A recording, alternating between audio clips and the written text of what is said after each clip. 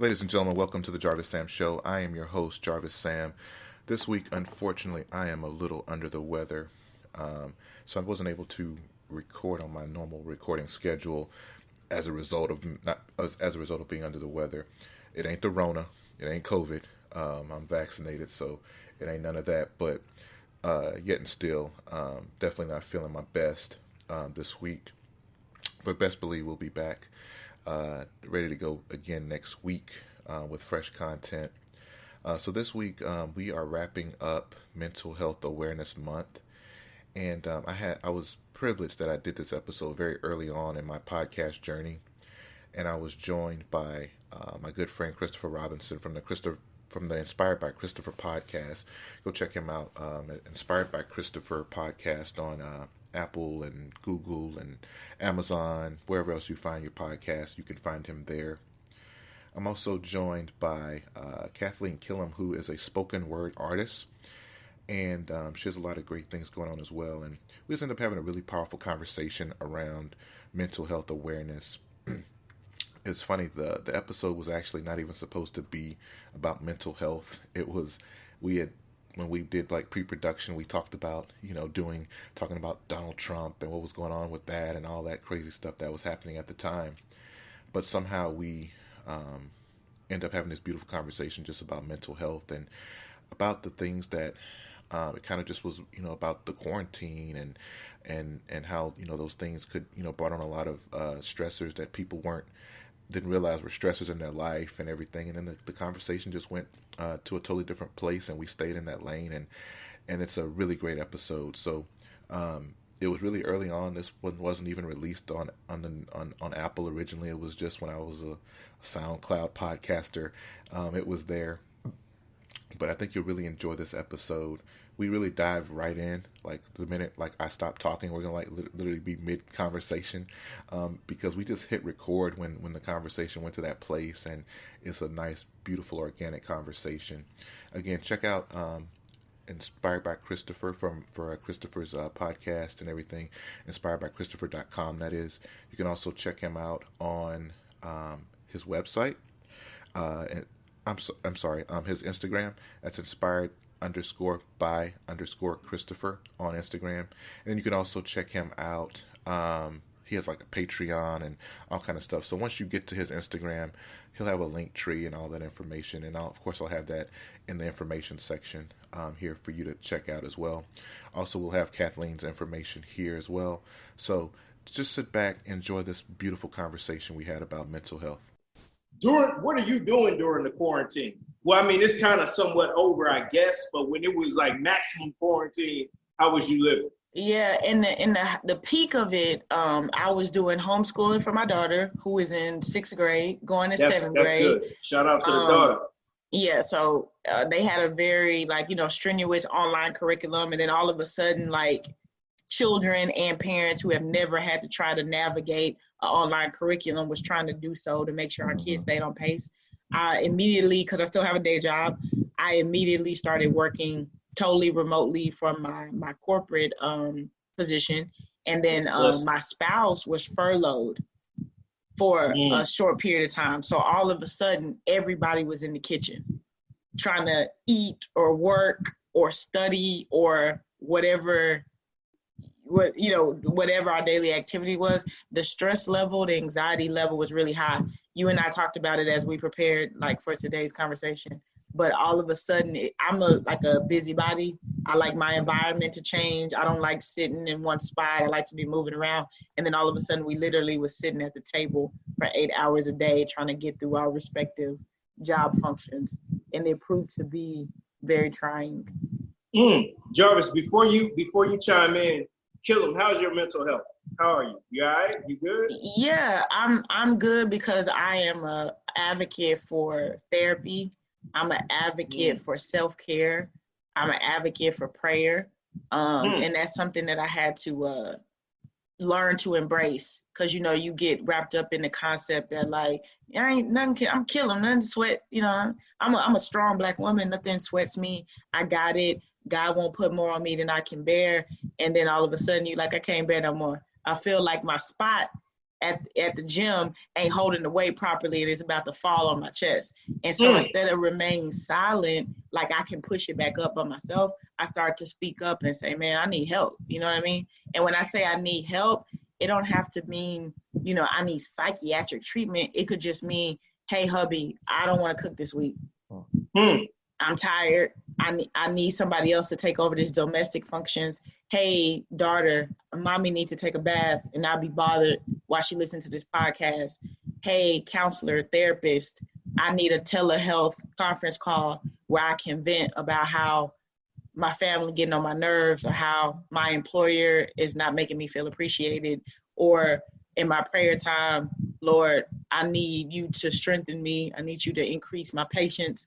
I need you to help me stay centered and focused on your word and not my circumstances. So I had to pull in all of my avenues to make sure I kept myself at a level of stability so I could be the mother, the wife, and the professional that I have to be. Oh, okay. So, hey, let's stay here for a second. That was a lot. You know I talk a lot. No, this is good. This is good. We need this. And Jarvis, how's your mental health? Because Kathleen Killen, we coming back. Jarvis, how's your mental health, bro? Man, I'm good. You know, I ain't gonna lie to you. You know, a lot has happened.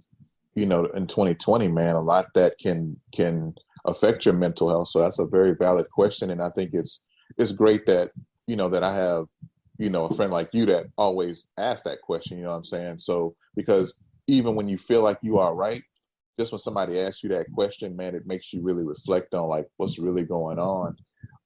You know, as far as the pandemic, man, you know, I was at home for a month with the wife. It was fine. But when things kind of started affecting my mental health just a little bit was the George Floyd situation and all that. Yeah. That when all that stuff kind of got layered in, it's just like, okay, so now we got to deal with this all over again in the middle of a pandemic. That was when I was so it was a couple of days where I was like, man, I was in a kind of crazy mental space.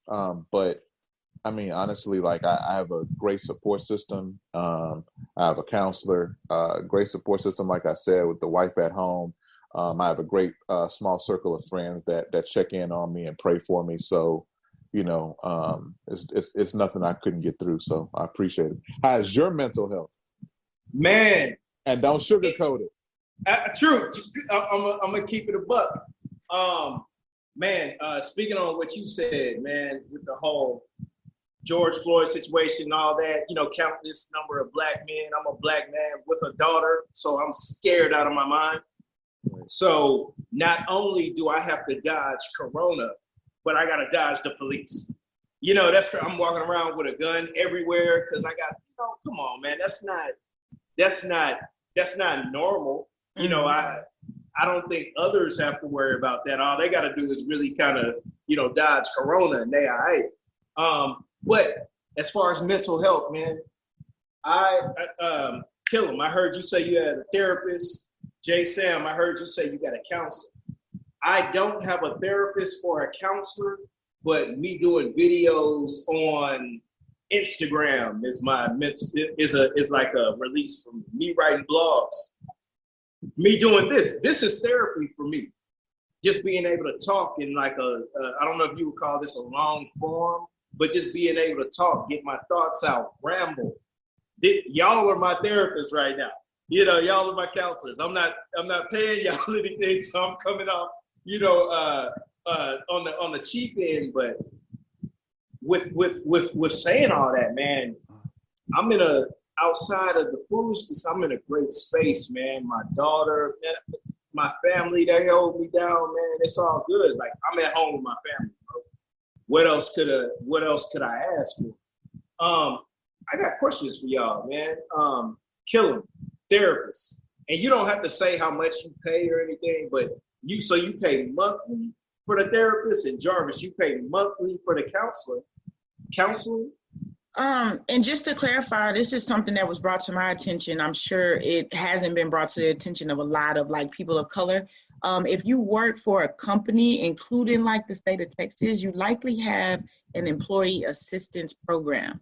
If you have an EAP through your employer, most companies offer payment for your first 5 sessions, which means you could get started with a therapist for 5 sessions in a row before you pay anything out of pocket. That's number one. So I took advantage of all 5 of those.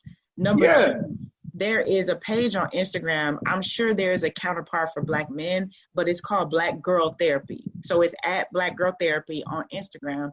You can follow their page and follow their website. They will connect you with a therapist of color in your zip code. One that I found is called betterhelp.com. They offer sometimes a 14 or a 30-day free trial. So for example, the normal monthly fee, let's say it's $250 a month, but you have unlimited access to your therapist. So you can talk to a therapist every day, multiple times a day, either via phone, instant message, or virtually like video chat. That's for a flat rate. That was a little bit steep for me, and I don't feel like I need to talk to somebody like every minute via text.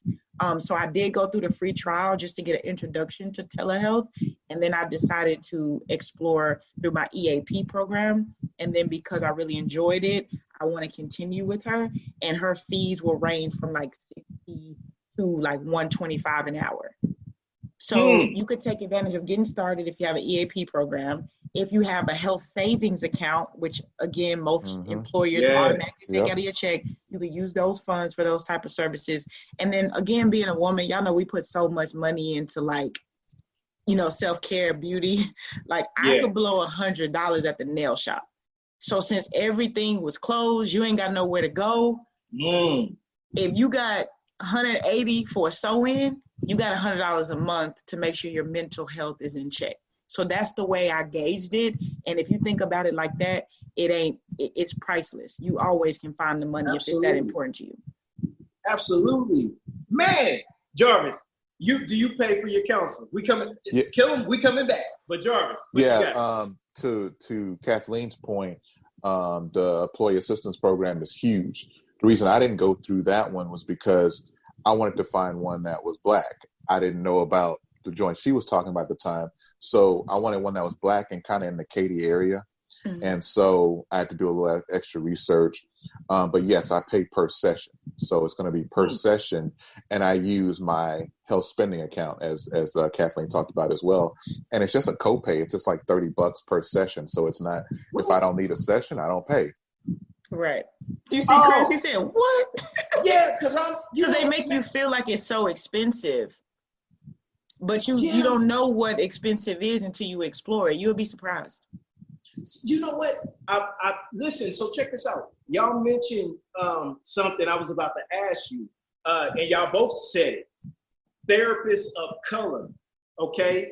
Because if I was to sit with, I got to sit with somebody who understands what I deal with. I don't want to sit with no white man trying to bring me through. It don't make sense. It don't make sense, right? It don't make sense. Come on, man. That would be like, I feel like that would be like a white woman trying to tell a woman about like her hair texture. Exactly. And I mean, maybe they know something, but you can't. You ain't living this life. Yeah.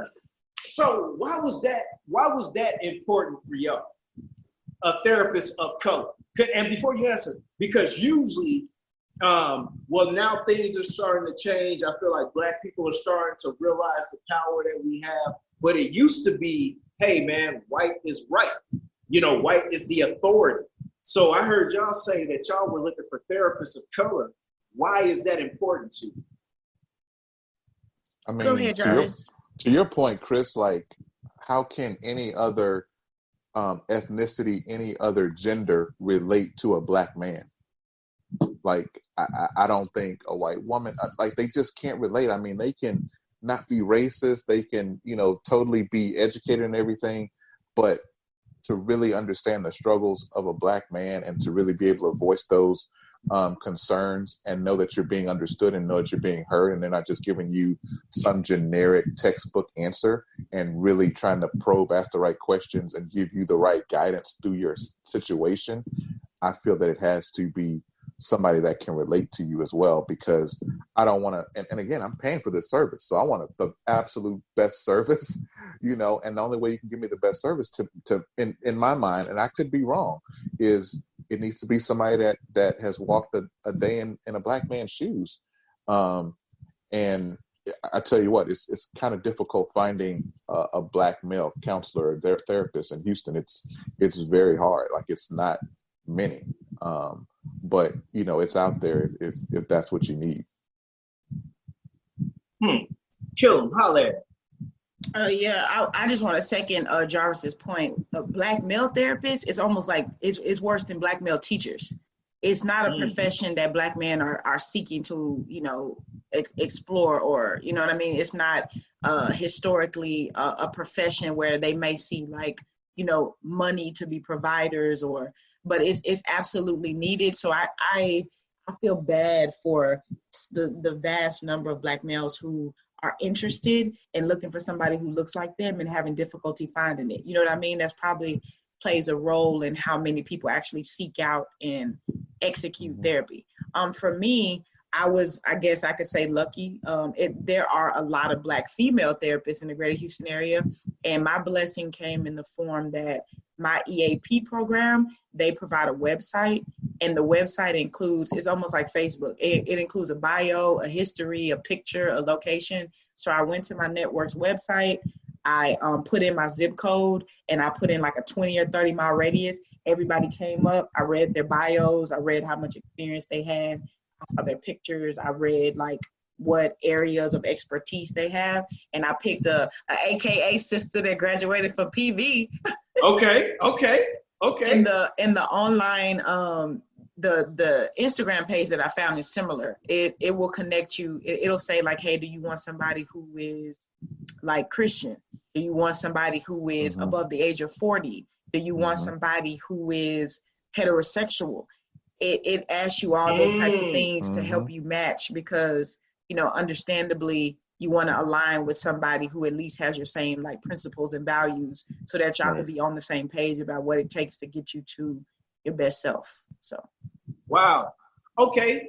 This is good, y'all, because y'all know we were supposed to be talking about something else, but we're here. I like where we're at. I have a question. Kill him. I heard, because you're the reason we're even talking about all this. Oh, when you were talking, absolutely. When you went on your rant, that's why I had to let you go. Okay. I was like, hold on, she got some good stuff over here. I heard you say, like, sometimes I gotta tell daughter I want to sit in the tub and just listen to podcasts unbothered. I'm going through this and blah blah blah.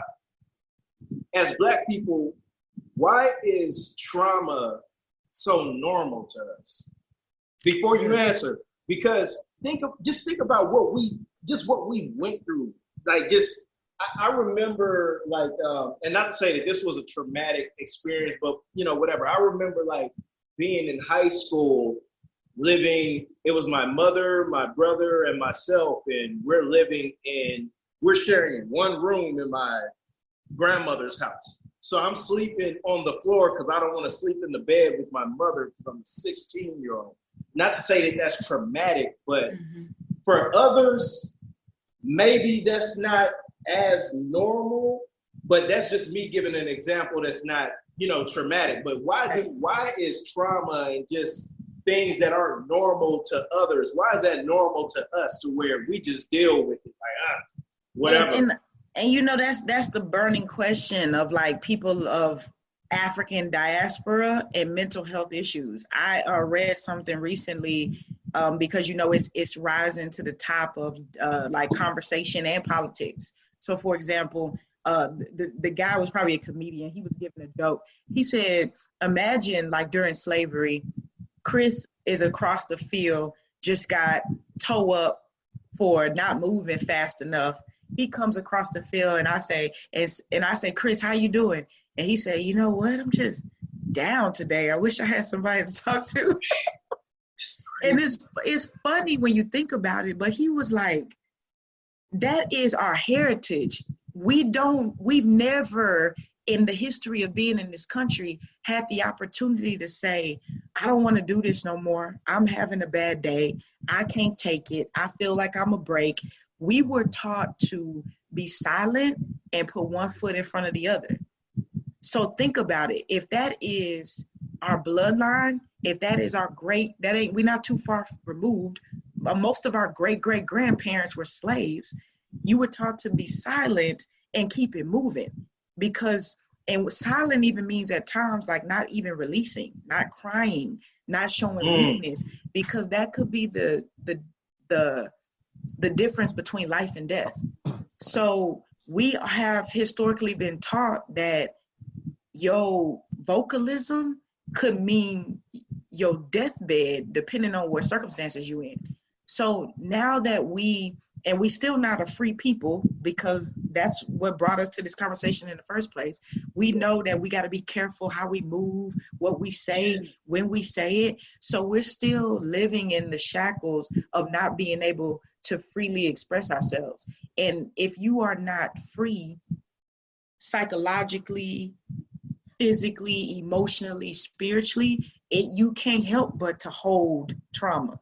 Whoa. How can you release something when you don't have you've never been given the right and recognized as a human being who even needed to? Check this out, Jarvis. Hold on. Give me a second, Jarvis. I just thought about what's traumatic for us. I'm going to say it. It may sound ridiculous, whatever. And we all deal with this. Because you don't own the corporation that you work for, you have to 8 hours of your life every day. You have to be somebody else. In a lot of situations, you can't even be yourself. Mm-hmm. I have to, you have to speak answer in a the voice. phone different. Yeah, you gotta. Okay, I'm a black man with a beard. I gotta make this white woman feel comfortable. So I gotta, I can't be myself. I have to do certain things to make sure that's not Jarvis. You about 6'4".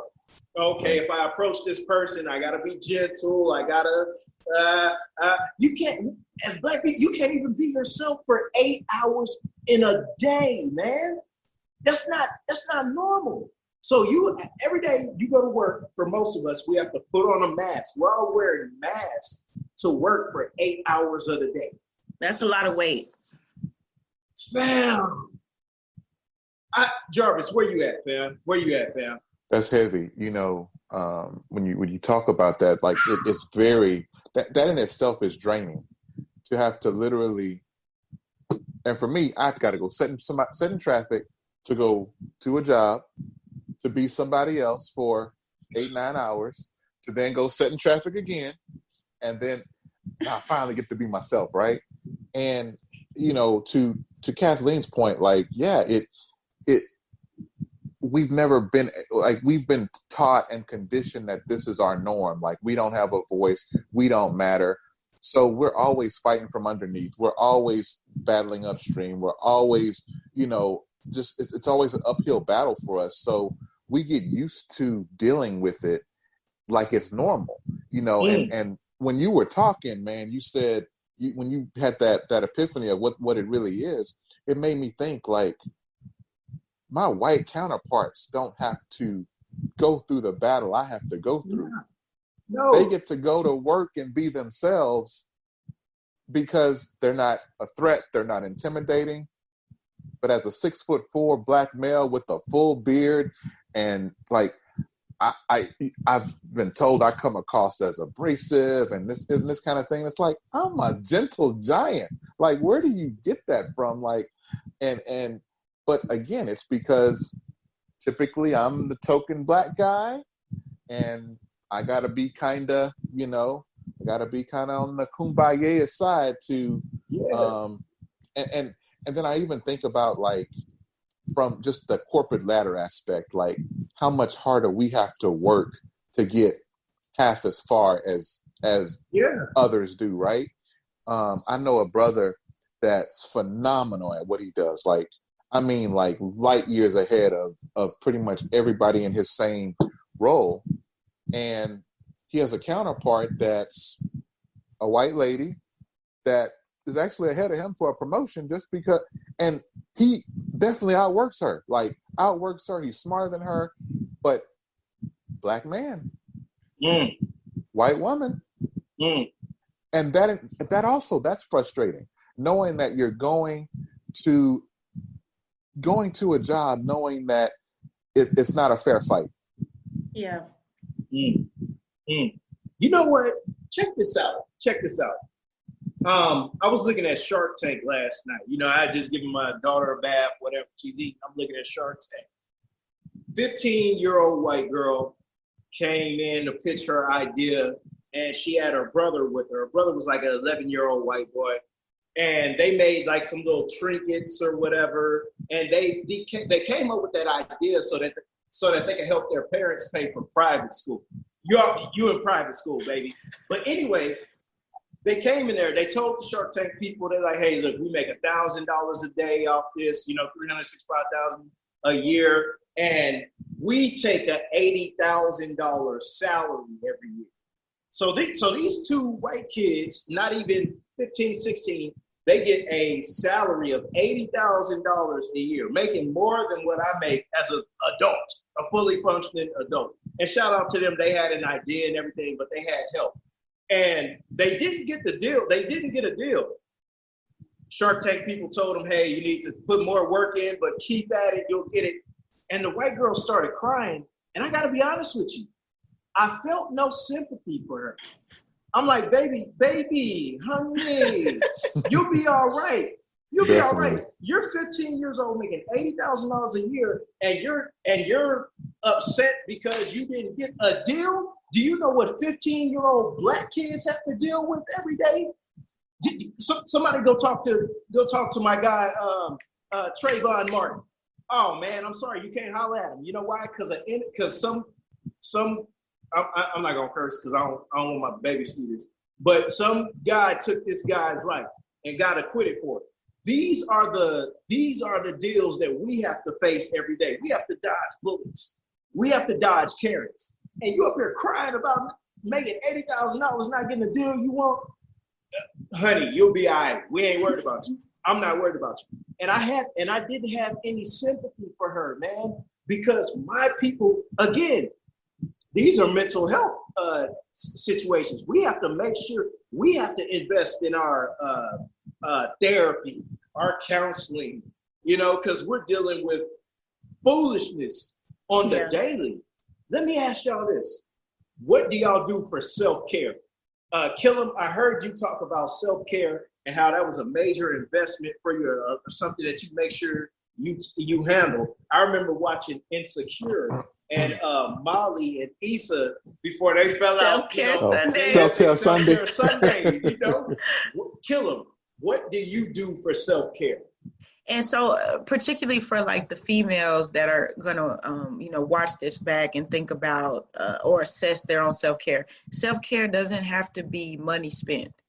It doesn't have to be like the traditional way, especially as we wait to like return to some sense of normalcy during this pandemic. Sometimes self-care for me is I subscribe to like a lot of like inspirational stuff on YouTube, whether it be like, money management or, like anything of that, other poets or whatever. I'll put that on. I'll go walk around my walking trail in my neighborhood just to be outdoors, just to let the sunlight get that vitamin D on your skin, just to get away from the people in your house, just to clear your head. I also work out a lot, and not always because I'm looking for some type of physical benefit, even though that is very helpful. But the physical reaction of the body, the biological reaction of the body when you're working out, the release of endorphins and toxins and sweating and forcing yourself mentally to prepare yourself through like a workout when your physical body starts to give out. That's something that I learned at a very young age, that I could like mentally will myself. I could mentally will myself through like a difficult physical time. That's been helpful to me for a very long time. So I love to work out. I love to get outdoors. I love to read. Always be stimulating your mind. You can escape to a different place, get lost in a book. And as y'all know, I'm a creative. So if I could get into a creative space, whether it's writing a blog or creating a poem or doing something like this where I can share my energy and receive energy from other people, I can lay down feeling like very fulfilled. So all of those things are the ways that I get self-care. A bubble bath is like, and it don't even got to be expensive bubble bath. You can use some Dawn in that boy. Just get you some suds. Just get you some suds. All you need is some suds. But yeah, like your favorite scents, like natural essential oils, a little tea tree, a little lavender, a bubble bath, turn them lights off, light a candle. Don't worry about your hair sweating out. I would take a bath multiple times a day if that's what it takes. But a bath, I don't know what it is. That warm water, those natural scents around you, close your eyes, try to let your mind slip. That is a very nurturing experience. So kill with the self-care. Jay Sam, what you self-care, fam? What you do, fam? Man, during the quarantine, I used to go to a gym, and I used to, do that here and there. But during the quarantine, gyms closed and all that.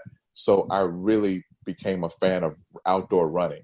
So I just get up, I go out and just run by myself, just run with my AirPods in, just running.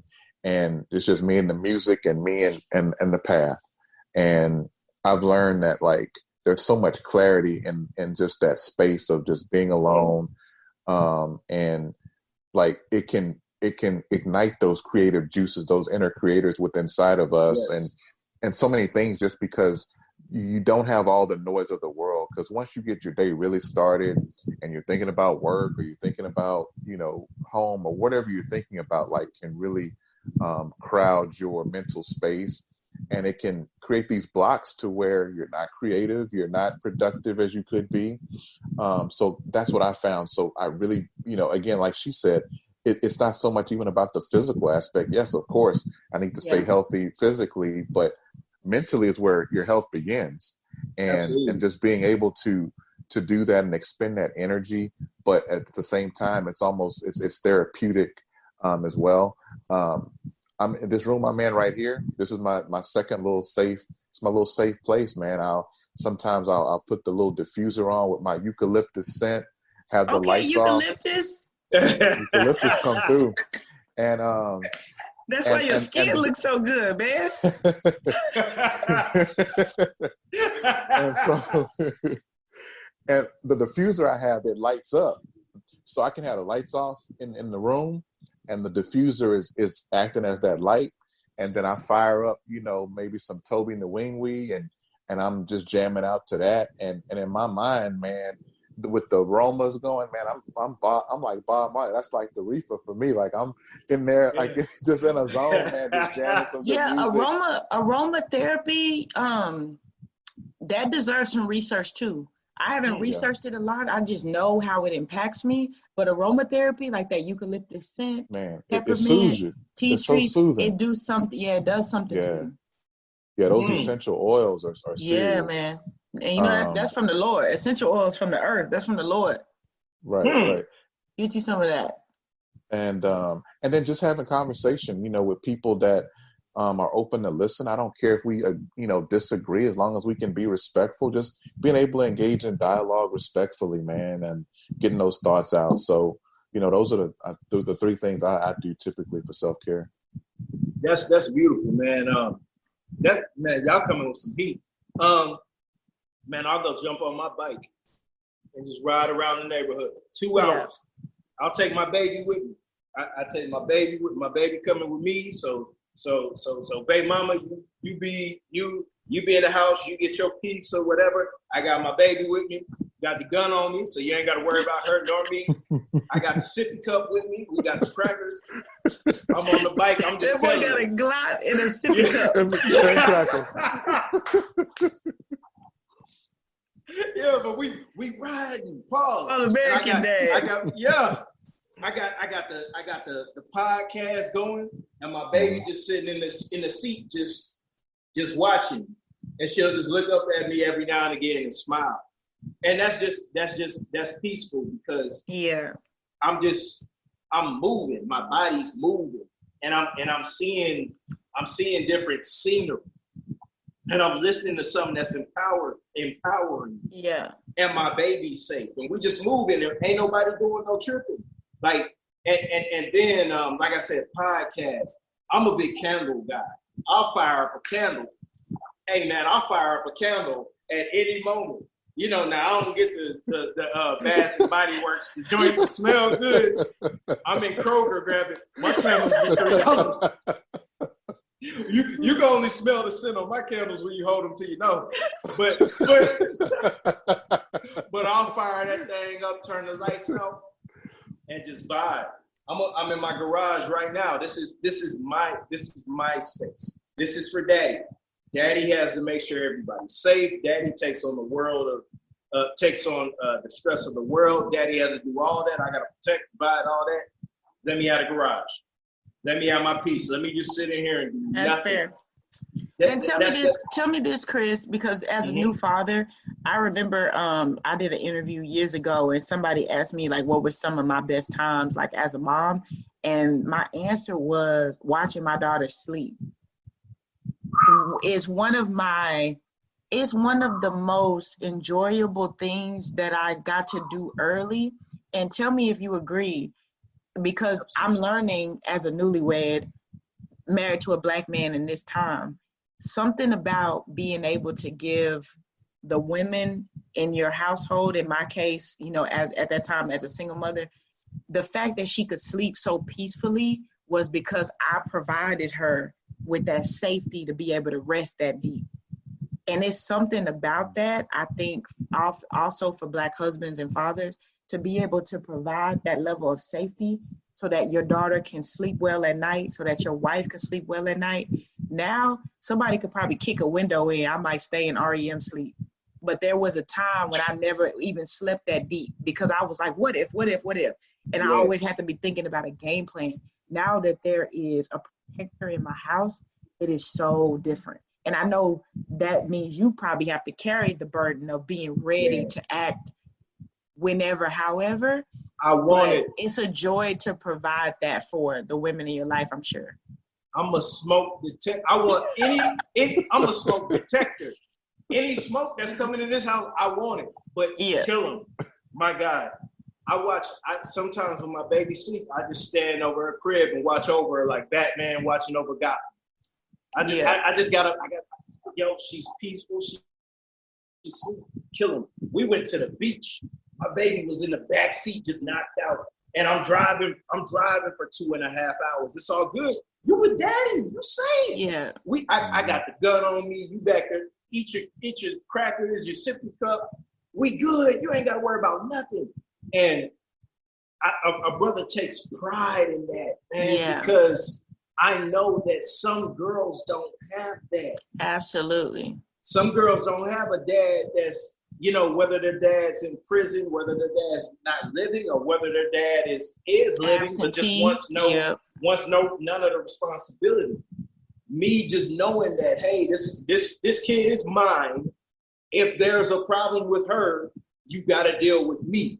I take pride in that. I want everything that comes with that. I want that as dad. That's a beautiful thing. And I tell you as a woman, that is going to stay with her to the end of time. Having a protector to show you what that looks and feels like in a Black man as a young girl is priceless. And there, even as situations escalate, like, for example, she could find herself in a very, like, even if it's like threat of violence, if her dad is within earshot, you'll be amazing how safe and secure and calm she will remain because you've instilled that in her. I'm already, like, I want her, like, she's one.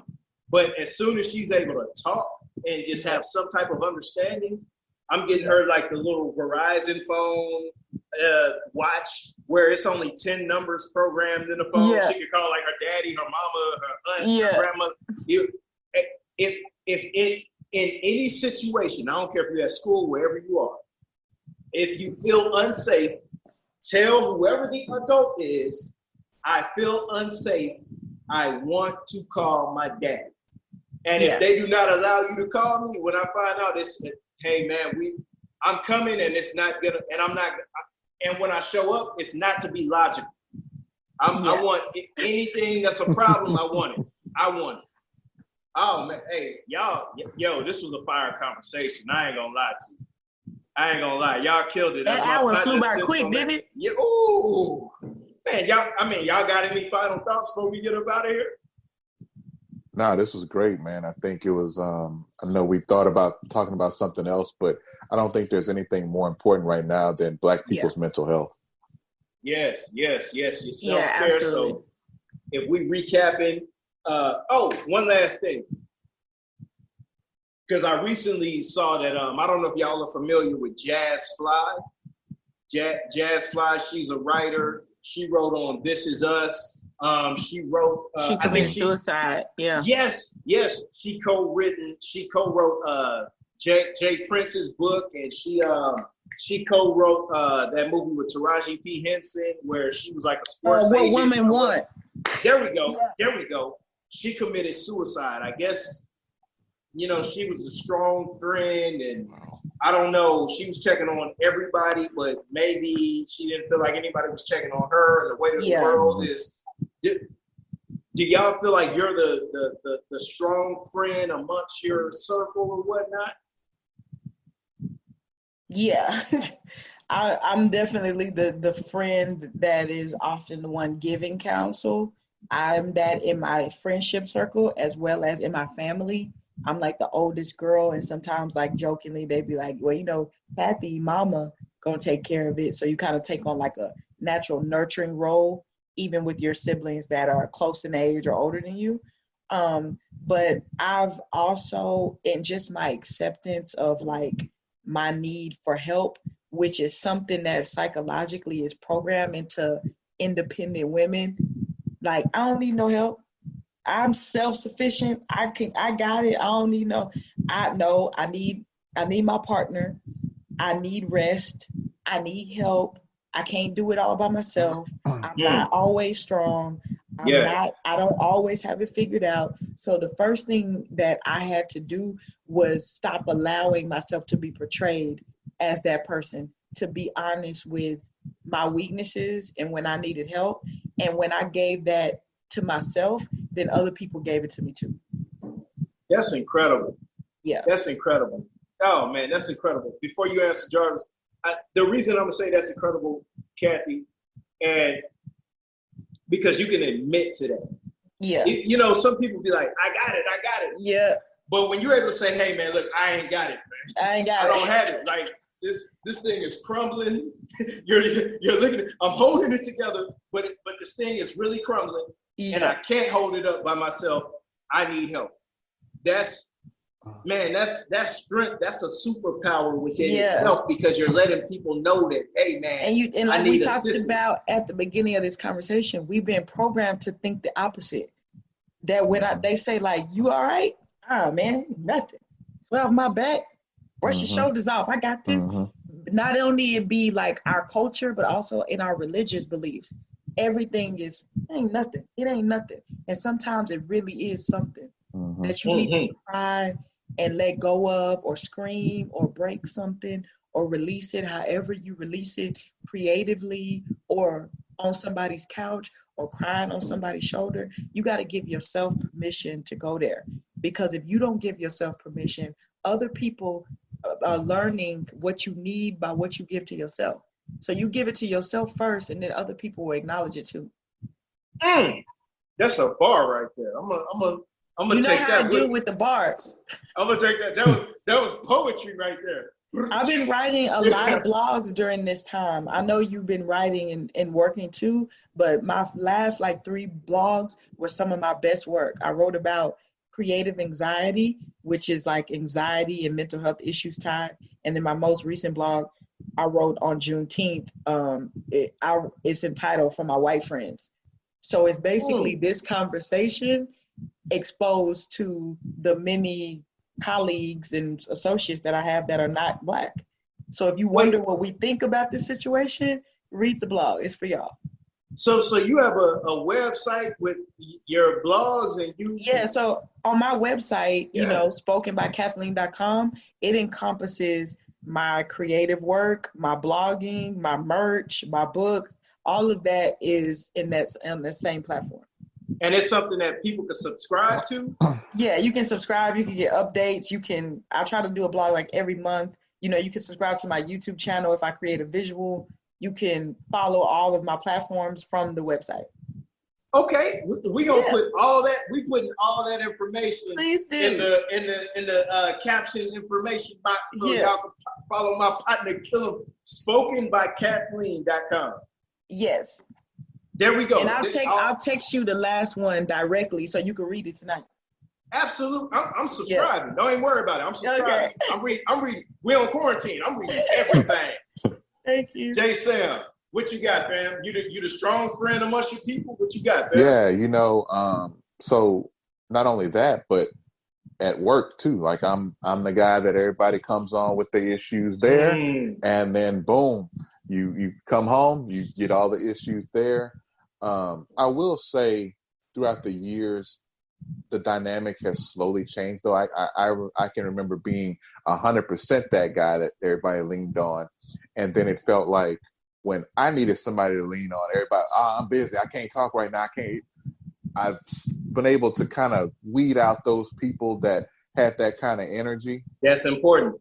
And replace them with people that had, more of my interest at heart too, not just their own agenda. Because that's very important, because people will drain you, man. You have the wrong people in your life, they'll drain you.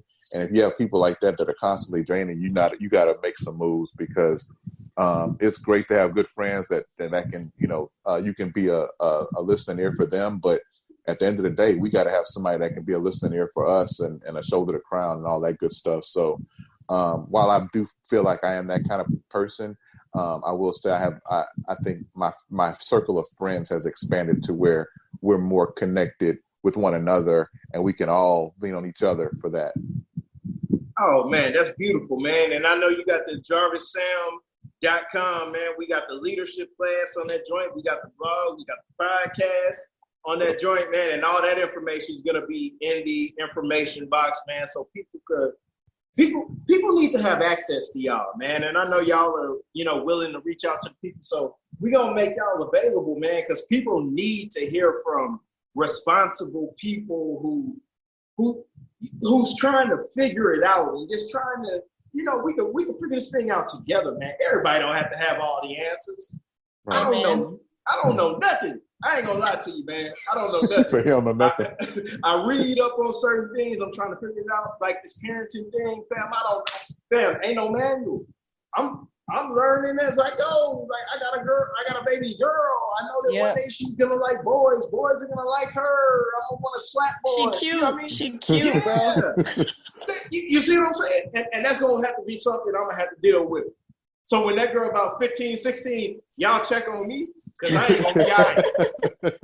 But y'all know what it is, man. Hey, check this out. I really enjoyed talking to y'all, man. I'm gonna let y'all go do your thing, man. Kathy, I know you're a strong friend. I'm gonna check up on you, because we gotta make sure we all right. Jason, it was so good to get your text. Absolutely. From you. Absolutely. Jay Sam, you already know I be spilling my soul to you. Pause. That sounds crazy. No, that's good. It's necessary. Okay, cool. That's good. I'm good, Kathleen. Yep. I'm good. Because I'll hit my boy. That's attractive. That's manly. Okay. Don't let nobody tell you otherwise. Yeah. Okay. Let me flex real quick. Yeah. My partner said that's attractive. That's manly. And if I'm going through it, I hit my boy Jarvis with 100 texts back to back, man. That's just what it is. I'm like, hey man, look, I'm thinking about doing this. I don't know about this. I'm struggling with this, man. It's just good to have people that you can reach out to and just check on you and make sure that everything's okay. But like I said, we were supposed to talk about something else, but we focused on a mental health conversation that is very necessary within our community. And Like I said, man, we need to help each other. I really appreciate y'all for joining me in this conversation. And we'll do this again sometime. Yeah. Hey, all right. Good. Thank you, bro. Thank you. Good to see you, Jarvis. Good to see you. Y'all be safe out there.